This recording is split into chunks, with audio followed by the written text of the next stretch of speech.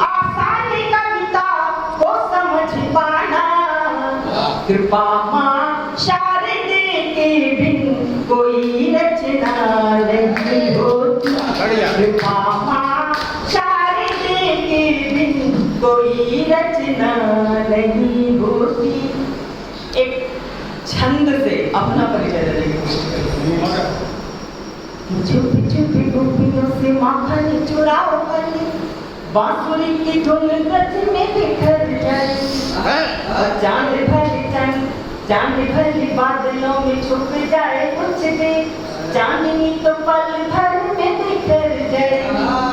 अब घूंघटी की ओट ने छुप छुप चोट कर, चोट को छुपाओगे तो आंख भर आएगी, और कहते हैं काव्य को छुपाए छुप सके नहीं, काव्य रसधार भला कैसे छुप पाएगी, काव्य रसधार भला कैसे छुप पाएगी, काव्य रसधार भला कैसे छुप पाएगी। एक दो मुक्ता जोड़ती हूँ, एक और छंद ये अच्छी बात कि हाथ में मिला के हाथे तो कदम में चलो सब, चार पग में ही आठिया में घूमिया, और करके 16 श्रृंगार 32 आभूषण, 64 कला वाले के धाम में घूम आऊंगी, और रूप को जरा संभाली वर्णन का रूप था, गोकुल के बालिकी में गाँव में घूम आऊंगी, और नैनों को कर बंद रीति के परूंगी चंद, पलक झपक ब्रज धाम में घूम आऊंगी, पलक झपक ब्रज धाम में घूम आऊंगी, पलक झपक ब्रज धाम में घूम आऊंगी।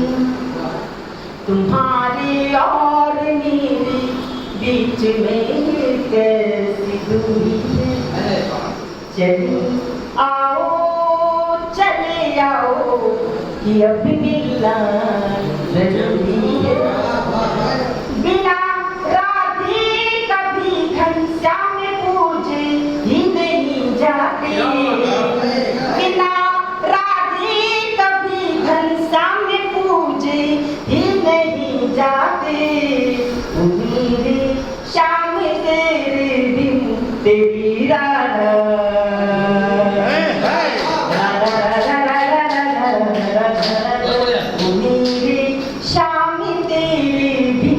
तेरी राधा अधूरी है।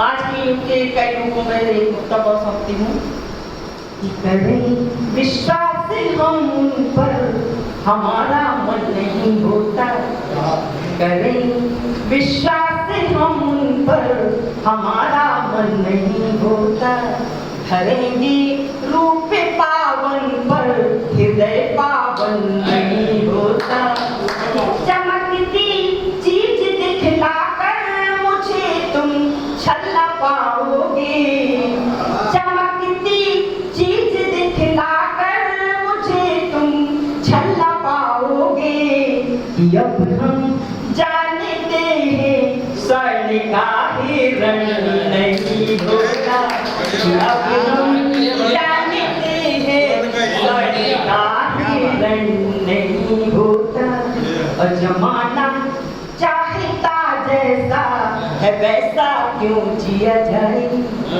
अरे दुनिया तेरे प्रश्नों का उत्तर क्यों दिया जाए, मुझे हर बार प्याला विष भरा तूने दिया तो है, मुझे हर बार प्याला विष भरा तूने दिया तो है, जरूरी तो नहीं हर बार वो प्याला पिया जाए, जरूरी तो नहीं हर बार वो प्याला पिया जाए। चलिए एक नया गीत आप लोगों के बीच में इसलिए देना चाहती हूँ क्योंकि वो गीत अब वो कागज से देख नहीं पा रही हूँ, इसमें जो भी है वो गीत कोरोना के टाइम पर ही लिखा था, और उस गीत के लिए देने के लिए मैंने अभी पहले सोचा था कि आपके सामने सिर्फ वही दूंगी जो कि बाकी लोग माइंड पर देते ही रहते हैं, तो वो गीत आपके बीच में रखना चाहती हूँ, व्यथित मन की कथा।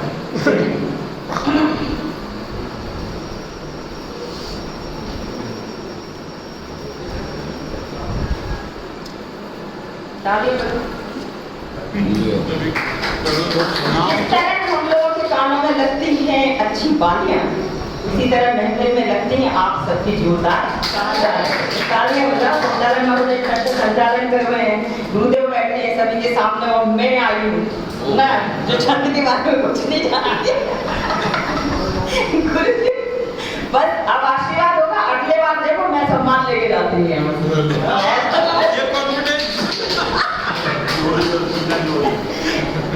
कॉन्फिडेंस मतलब मानो मैं मुझे आप सिखाओगे, मुझे सिखाएंगे, मुझे सिखाएंगे। एक बात है बेटा, सम्मान बिल्कुल सही है, पूरी बात अच्छा है, लेकिन यह है कि किसी को कोई विद्यालय से किसी भी प्रकार का प्रमाण पत्र मिल तो तब सकता है जब उसका प्रवेश तो हो।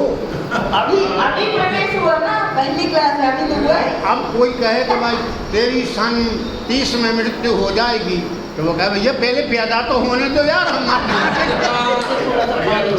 जिसका अभी जन्म ही नहीं हुआ आपको पहले गुरुकुल में आना पड़ेगा। हाँ ये जरूर है, क्योंकि बात आ गई तो बोल दे रहे हैं, बाद में बोलते लेकिन अब बोल दे रहे कि काव्या ने छंद सुनाए बहुत अच्छे लगे, बहुत अच्छे लगे। माने ये कहना कि हम छंद नहीं जानते नहीं पढ़ते, मैं तो ये चाहता हूँ कि मुक्तक सुक्तक तो ठीक है ही, लेकिन 4-6 छंद और होना चाहिए।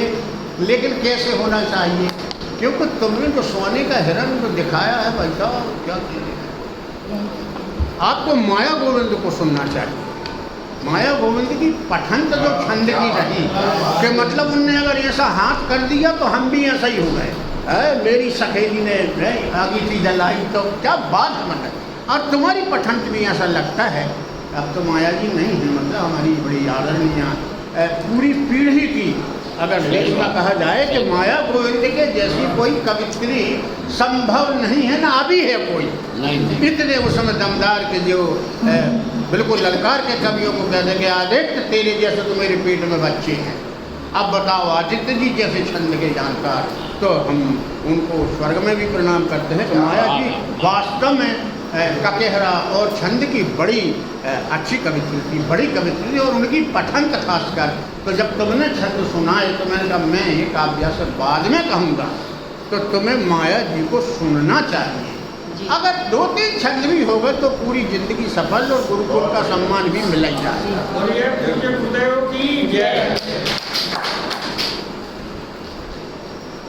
मैं भी उससे रूठ गई हूँ, वो भी मुझसे रूठा है, दिल की हालत बेकाबू है, वक्त हाथ से छूटा है, तो कैसे मांगू दिल जुड़ने की, दुआ टूटते तारे से, कैसे मांगू दिल जुड़ने की, दुआ टूटते तारे से।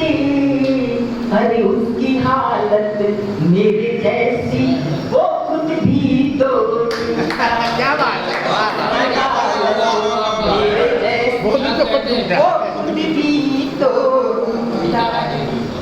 तो मन में उथल पुथल है भारी, मन में उथल पुथल है भारी, किसको अपनी व्यथा सुनाऊं, और दिल में कोलाहल है कैसे अधरों पर मुस्कान सजाऊं, अधरों पर मुस्कान सजाऊं। मन में उथल पुथल है भारी, मेरा जीवन बीत रहा है पीड़ाओं के प्रांगण में, मुझको जंग अकेले लड़नी जीवन के संग्रांगण में। जीवन संघर्षों में बीता, यौवन संघर्षों में बीता, सावन देखा रीता रीता, और पतझड़ के मौसम में बोलो राग मल्हार कहाँ से गाऊं, मन में उथल उथल है भारी, किसको अपनी व्यथा सुनाऊं, और बीच भंवर में जीवन नौका, पास नहीं मेरे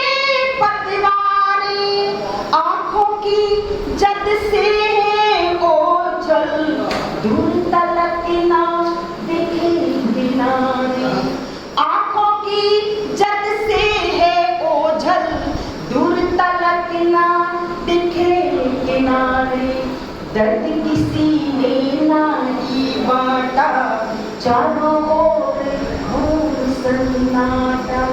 हर तिनके का भी मिले सहारा, तो अपने मन को समझाऊं। मन में उथल पुथल है भारी, किसको अपनी व्यथा सुनाऊं। और रिश्तों के इस अभ्यारण्य में सारा ही जीवन भटका है। अनगिन दर्द सहे हमने, हंस हंस कर खूब गटका है। हर रिश्ते ने मुझको तोड़ा, जीने लायक भी ना छोड़ा। तुमने पटे अकेले पन में आखिर, अपना कह के किसे बुलाऊं। मन में उथल पुथल है भारी, किसको अपनी व्यथा सुनाऊं। दुख दर्दों ने डाला डेरा, घोर निराशाओं ने घेरा। पूनम लगी अमावस जैसी, जीवन से ना गया अंधेरा। नहीं किसी ने खुशियाँ बांटी, नहीं किसी ने खुशियाँ बांटी। खुद तिल तिल कर रातें काटी, तो घुटन त्रासदी की अगवानी। मैं कैसे मैं दीप जलाऊं, मन में उथल पुथल है भारी, किसको अपनी व्यथा सुनाऊं।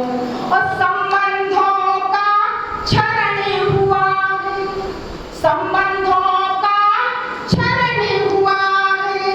जटिल बहुत व्याकरण हुआ है। हर रिश्ते में कटुता देखी, कुंठित अंतःकरण हुआ है। हर रिश्ते में कटुता देखी, कुंठित अंतःकरण हुआ है। आंसुओं का अनुमोदन हूँ, पीड़ाओं का उद्बोधन हूँ। आंसुओं का अनुमोदन हूँ, पीड़ाओं का उद्बोधन हूँ। कितना रखूं हौसला बोलो, कब तक जख्मों को सहलाऊं। मन में उथल पुथल है भारी, किसको अपनी व्यथा सुनाऊं।